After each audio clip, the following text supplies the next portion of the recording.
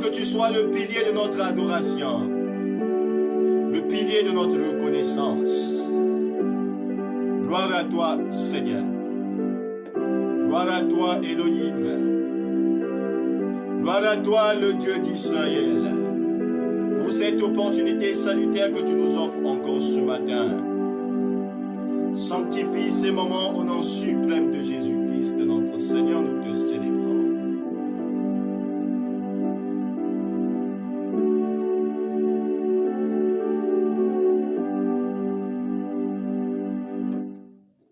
Bien-aimé dans le Seigneur, tu vas disposer ton cœur.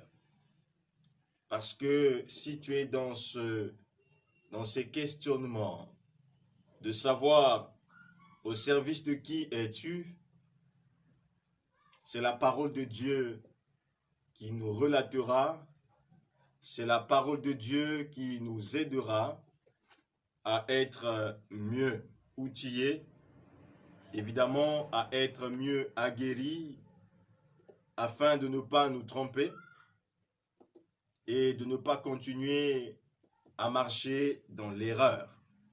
Voilà pourquoi c'est à Dieu que nous faisons notre confiance autour de sa parole, et c'est à lui de nous guider ce matin. Le thème de notre prédication de ce matin est intitulé « Dieu ou maman, lequel sers-tu »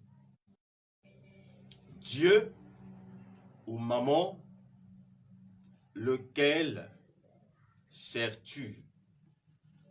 Pour sous-tendre ce message, nous lirons dans l'Évangile selon Matthieu, le chapitre 6, le verset 24. Matthieu 6, le verset 24. Je fais lecture au nom de Jésus. Aucun homme ne peut servir deux maîtres, car toujours il haïra l'un et aimera l'autre. On ne peut servir à la fois Dieu et maman. Parole du Seigneur. Dieu ou maman, lequel sers-tu? Une question farouche, une question pointue. Cette question qui tombe à point nommé pour que chacun s'examine et que chacun se remette en question. Voilà pourquoi je t'invite à dire au Saint-Esprit, par une prière, Seigneur, révèle-moi autour de ta parole, afin qu'à la fin de ce message, que je sois sur la droite ligne et que je sache qui je sers. Si je suis encore avec le Seigneur, gloire à Dieu. Mais si, par mégarde, je me suis écarté, que le Saint-Esprit te convainc, afin que tu sois sauvé et que la parole de Dieu trouve une place de choix. Dis une prière au Saint-Esprit ce matin, au nom de Jésus. Parle à ton peuple éternel, connecté par la foi à ce message. Localise les ménages. Ouvre l'intelligence spirituelle pour qu'ils comprennent mot par mot, phrase par phrase, idée par idée, ce que le Saint-Esprit voudrait annoncer à l'Église. Donne-moi à ton serviteur d'annoncer ta parole avec clarté, acuité, véhémence, simplicité de cœur, pour le salut des âmes, le recadrement de l'Église, l'avancement de l'œuvre de Dieu, la restauration des âmes. Viens, Seigneur notre Dieu, nous situer à nouveau, pour que ceux qui se sont égarés du droit chemin reviennent sur la droite ligne et que nous puissions marcher ensemble au nom suprême de Jésus. Amen. Maman, dans l'Ancien Testament, il ne s'agit pas de maman ici, c'est M-A-2-M-O-N. Donc, maman, ici, dans le Nouveau Testament, ce mot signifie richesse matérielle. Lorsqu'on parle de maman, dans le Nouveau Testament, l'explication qui est donnée, c'est la richesse matérielle, à un peu niveau qui est personnifiée en divinité. En outre, beaucoup de gens accordent à la richesse matérielle la notion de Dieu. Les gens vont mettre au premier plan de leur vie la richesse, à la place de Dieu. En d'autres termes, ça devient comme un Dieu.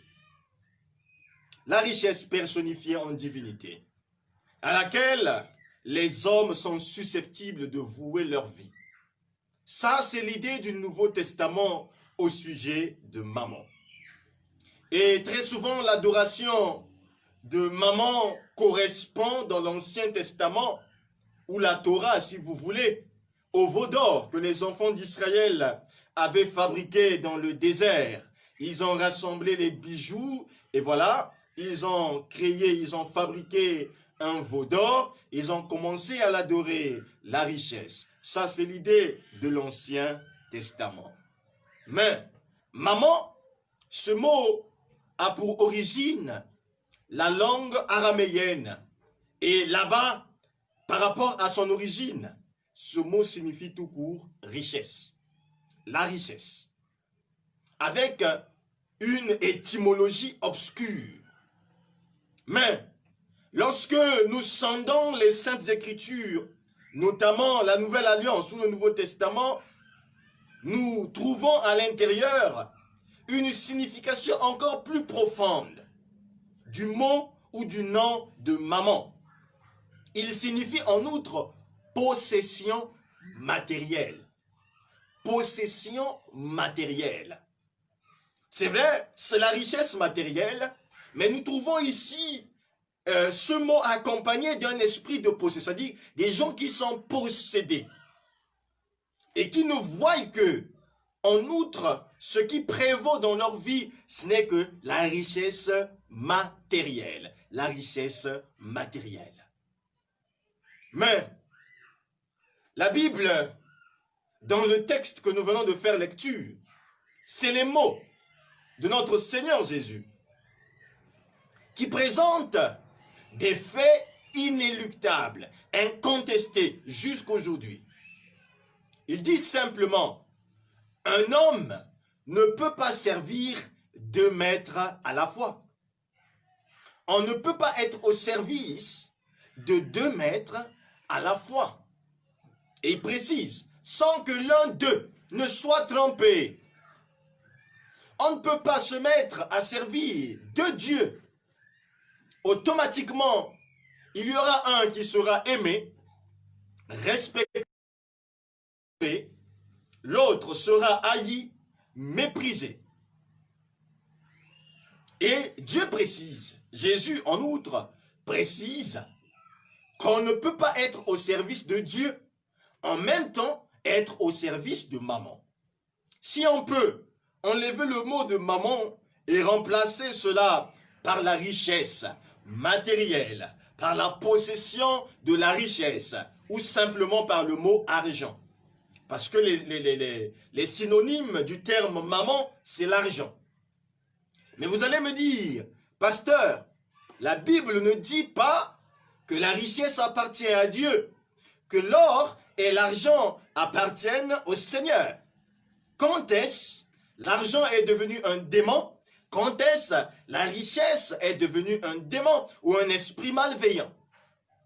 Voilà pourquoi, simplement, ce que nous sommes invités à comprendre et à ne pas ignorer, c'est que tout a été créé par Dieu.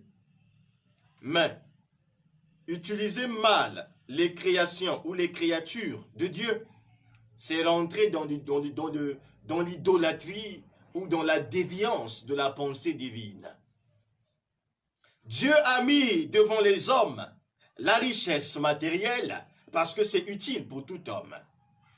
Mais rentrer dans la mauvaise utilisation et faire de la richesse, faire de l'argent un maître de vie, cela devient une idolâtrie et nous rentrons sur une phase très capitale. Mes frères bien-aimés dans le Seigneur, nous connaissons certainement cette déclaration qu'on ne peut pas servir deux maîtres à la fois, sinon on va aimer l'autre et haïr l'autre. Et ce matin, nous sommes devant une balance ou sur une balance. D'un côté, Dieu et de l'autre, maman. Et on nous pose la question de savoir, vous et moi, qui prétendons être au service de Dieu, on nous pose la question réellement, qui servons-nous? Maman ou bien Yahvé des cieux? Eh bien, maman est une domination matérialiste dans notre société. Maman, le Dieu maman, est une domination matérialiste et avide. Dans son fonctionnement, dans nos sociétés, nos familles, nos églises, il stimule la convoitise des yeux, de la chair. Il stimule l'orgueil de la vie, l'amour des choses du monde et pousse à marcher par la chair et par la vue. Tandis que notre Dieu nous conduit dans la sainteté, vers des verts pâturages, pour nous octroyer une vie sainte, afin que nous puissions produire des fruits de l'esprit, dignes des véritables enfants de Dieu.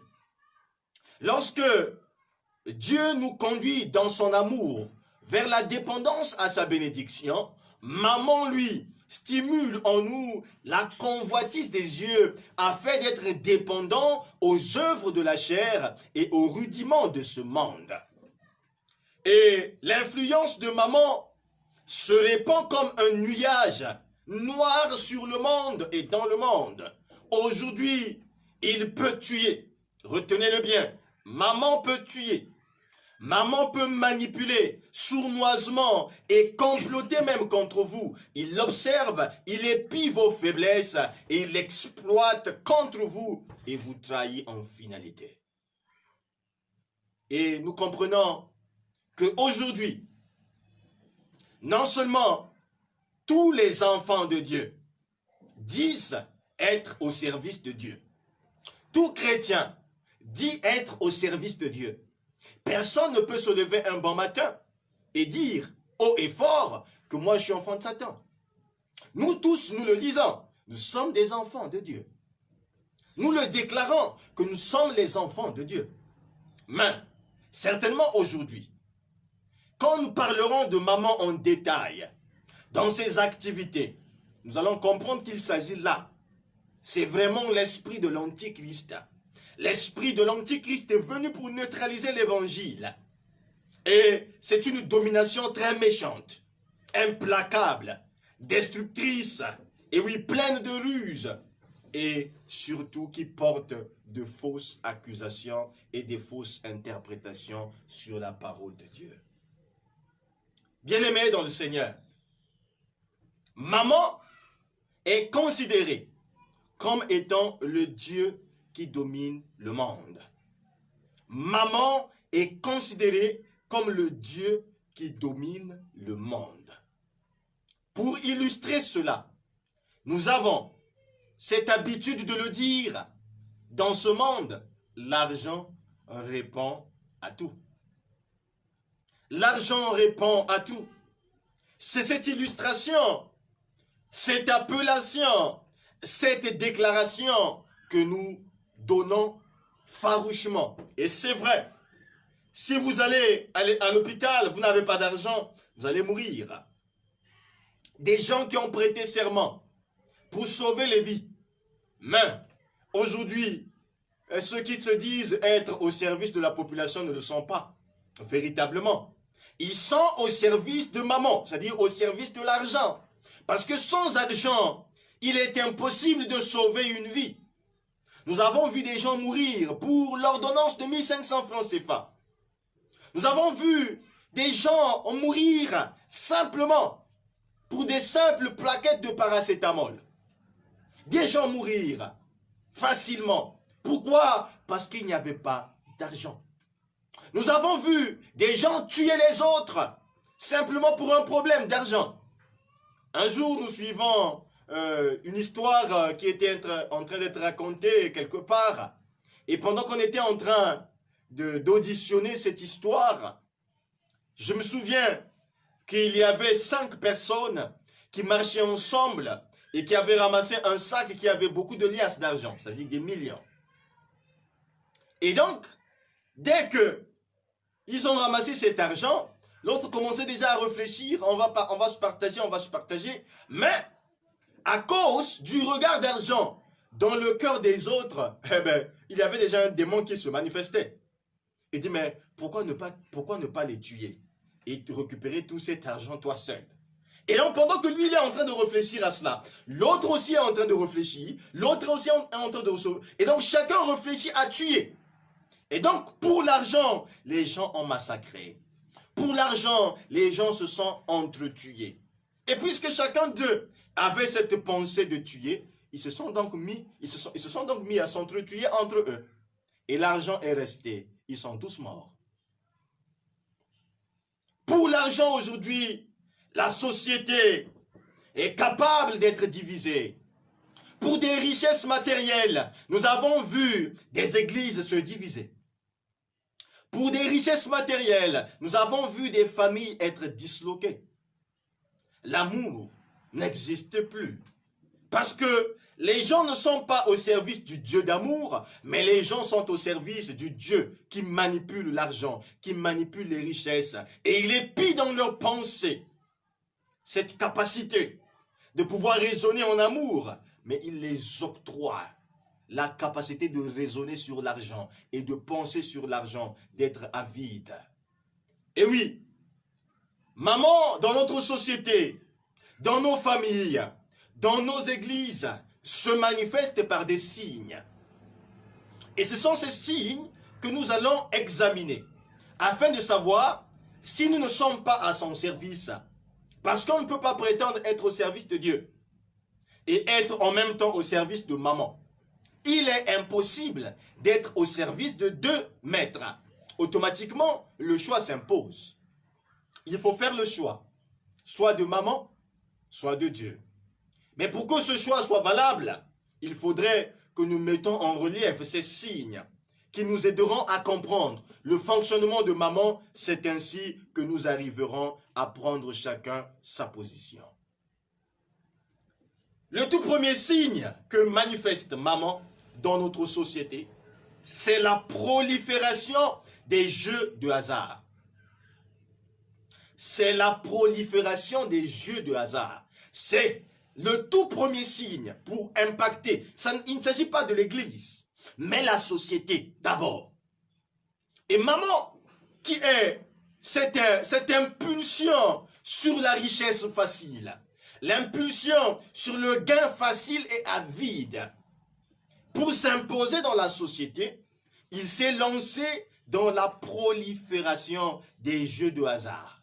Je ne vais pas citer les noms de ces jeux que vous connaissez pour ne pas venir faire une contre-publicité. Et donc, il met cette prolifération qui met l'accent sur le gain facile.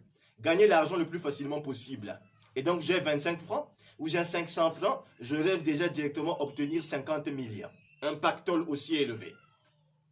Le gain facile. Et dans notre société, face à l'argent, maman nous présente une fausse sécurité. Que si tu as l'argent, tu es en sécurité. Si tu as l'argent, tu es à l'abri du besoin. Si tu as l'argent, ben, tu peux te prendre les garde-corps que tu veux. Mais nous avons vu des personnes qui ont été riches à outrance, avec des garde-corps. Ça dit que le nombre de la sécurité autour de lui, vous vous dites que même une mouche ne peut pas venir le piquer. Mais ils ont été surpris lorsque la mort a frappé à leur porte. Même tous les gardes du corps n'ont pas été capables de le sauver de la mort. Nous avons vu ces personnes faire des crashs. Leur argent, leur soi-disant sécurité n'a pas empêché que leur avion se crache et qu'il y ait décès. Oui, Maman nous présente cette fausse sécurité, où on croit qu'on est à l'abri, où on croit qu'on est protégé de tout. Maman, c'est ce qu'il nous présente dans ces tout derniers jours. Vous savez, l'Esprit Saint, au travers de l'apôtre Paul, nous avertit à ce sujet dans sa lettre qu'il envoie à Timothée, dans sa deuxième lettre de Timothée, dans son chapitre 3, le verset 1. L'apôtre Paul dit ceci: « Sache que dans les derniers jours, il y aura des temps difficiles, car les hommes seront égoïstes, amis de l'argent, fanfarons, hautains, blasphémateurs, rebelles à leurs parents, ingrats, irreligieux, insensibles, déloyaux, calomniateurs, intempérants, cruels, ennemis des gens du bien, traîtres, emportés, enflés d'orgueil, aimant le plaisir plus que Dieu, ayant l'apparence de la piété, mais reniant ce qui en fait la force. Et dit à Timothée, éloigne-toi de ces personnes-là. Éloigne-toi de ces hommes-là. L'apôtre Paul savait que maman est en vogue en cette période de fin de temps. En cette notion de la fin du monde. La Bible dit que les gens seront ennemis des gens du bien. Mais ils seront amis de l'argent. C'est-à-dire qu'aujourd'hui, il y a des gens qui ont mis en vogue les richesses de ce monde plus que les relations humaines. Pour d'autres personnes, la vie humaine n'a pas de valeur et l'argent a plus de valeur. Mais quelqu'un disait un jour, tu peux avoir de l'argent, tu peux avoir toute une maison remplie de richesses. Il y aura un jour où ton argent ne peut pas te soulever pour t'emmener à la douche parce que tu es infirme, parce que tu es devenu inapte, parce qu'une maladie t'a frappé et que tu ne peux pas tout faire de toi-même. L'argent ne pourra rien faire. Mais aujourd'hui, nous vivons dans ce monde où les hommes sont méprisés, où les relations humaines sont neutralisées à la valeur de l'argent. Beaucoup pensent que leur argent vaut tout. Et c'est cela que l'apôtre Paul disait à Timothée. Que dans les derniers jours, il y aura des temps difficiles. Les gens ne vont plus être à l'adoration de Dieu. Les gens croiront être au service de Dieu, mais ne le seront pas, parce qu'ils seront beaucoup plus amis de l'argent. Et lorsqu'on est ami de l'argent, on est hautain, on est orgueilleux, on est cruel, on est fanfaron, on est ingrat, on est irréligieux, on est déloyaux, on est calomniateur, on est intempérant. L'apôtre Paul disait à Timothée, tu vas constater ce genre de personnes. Mais de grâce, éloigne-toi de ces personnes-là.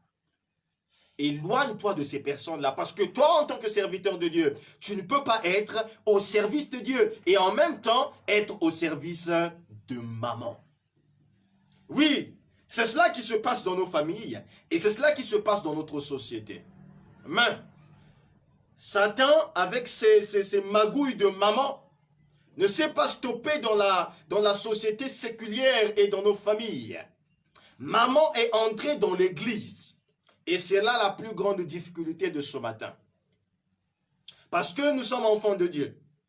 Et nous sommes en train de vouloir nous remettre en question. Pour nous examiner. Maman est rentrée dans l'église. Et le tout premier signe que maman a apporté dans l'église, c'est l'évangile de la prospérité. L'évangile de la prospérité. Principal rival de Dieu dans le cœur de l'église aujourd'hui. J'aimerais lever quelques équivoques. La prospérité est de Dieu.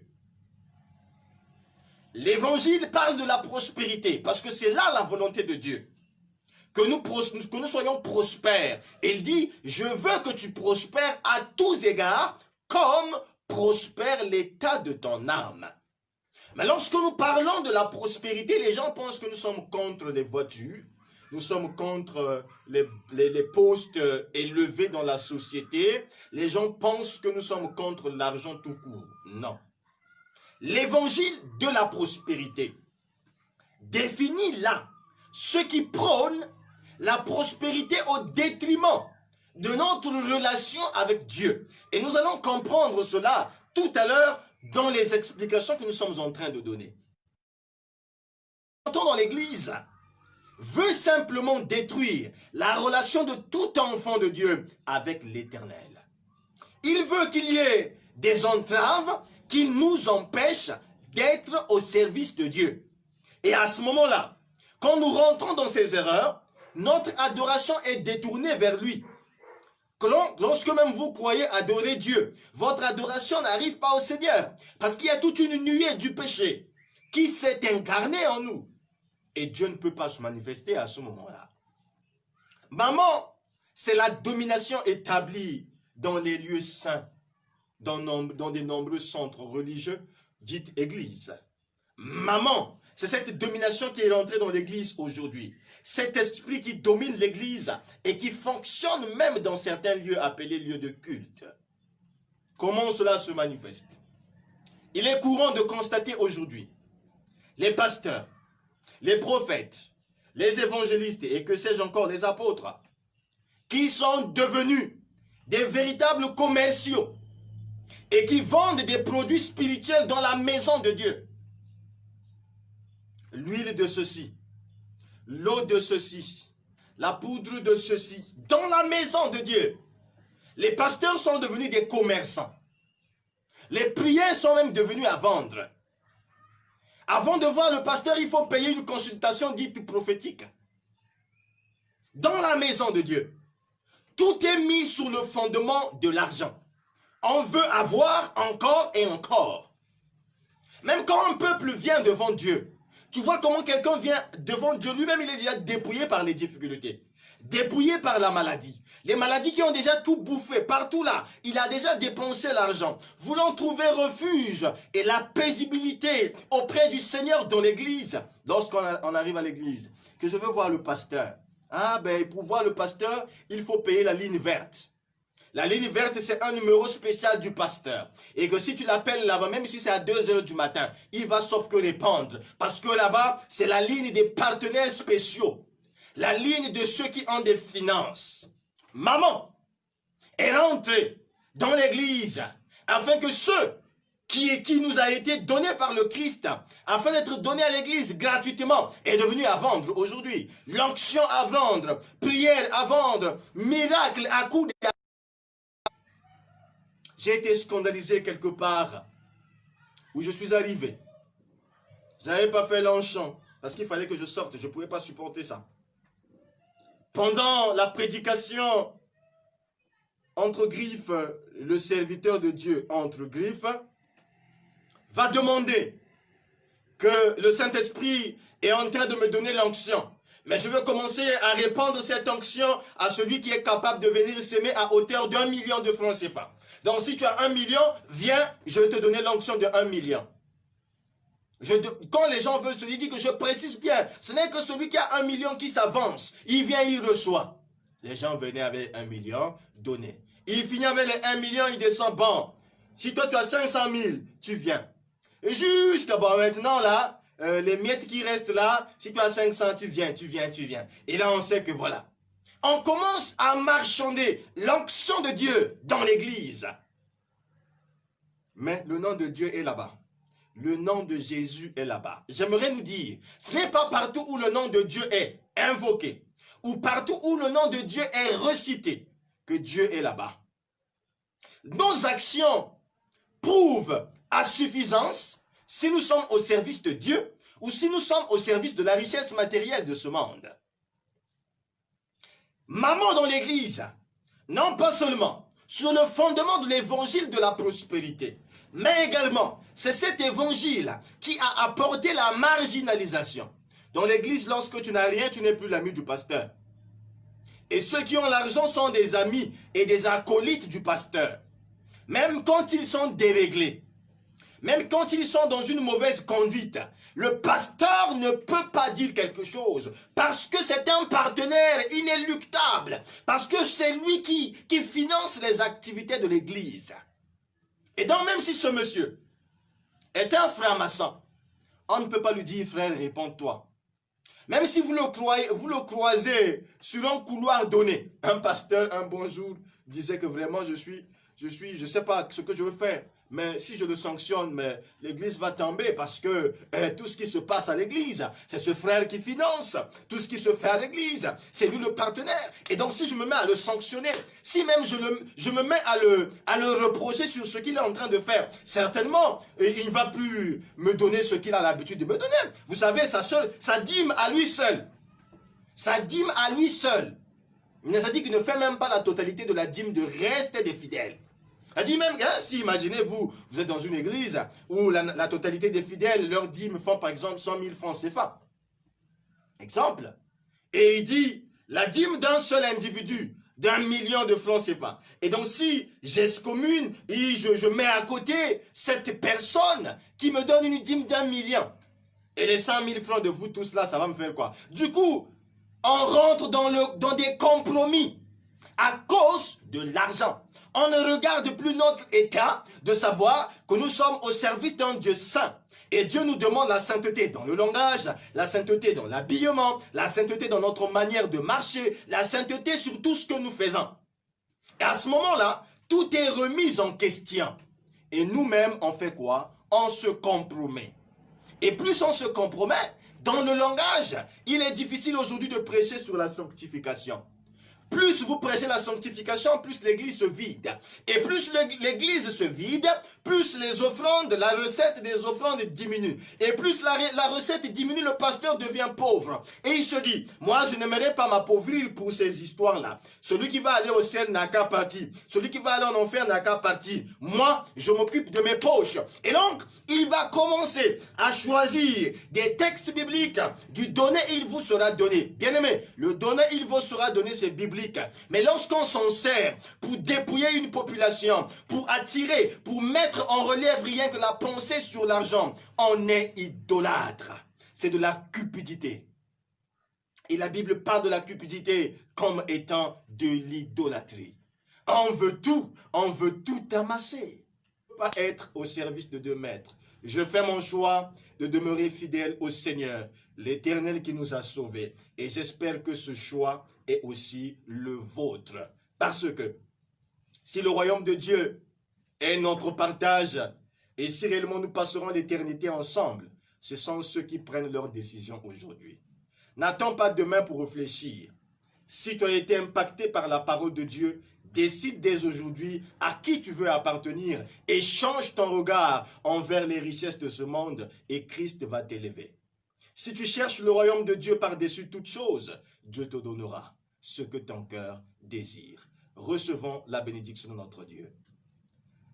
La paix et la grâce de notre Seigneur Jésus-Christ demeure votre partage aujourd'hui, demain et pour les temps indéfinis. Demeurez bénis et éclairés, afin que par le biais du Saint-Esprit, que vous sachiez faire la différence entre ceux qui servent Dieu et ceux qui ne le servent pas. Demeurez sous la clémence de notre Dieu, au nom suprême de Jésus-Christ. Amen.